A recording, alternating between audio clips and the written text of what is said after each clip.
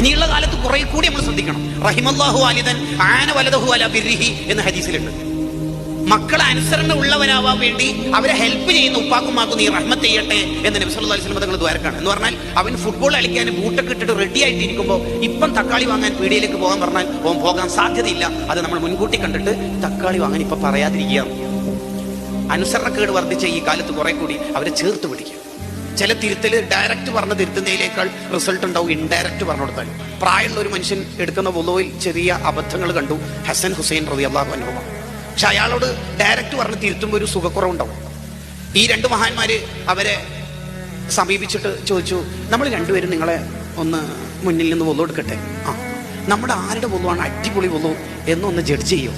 അപ്പൊ ഇയാളുടെ വുളു ശരിപ്പെടുത്താൻ വേണ്ടി ഈ രണ്ട് മഹാന്മാരെ ഈ ഹിക്മത്ത് ഒപ്പിച്ച് രണ്ട് മഹാന്മാരും അവരുടെ ജീവിതത്തിലെ ഏറ്റവും മനോഹരമായ വുളു അവരുടെ മുന്നിൽ സമർപ്പിച്ചു.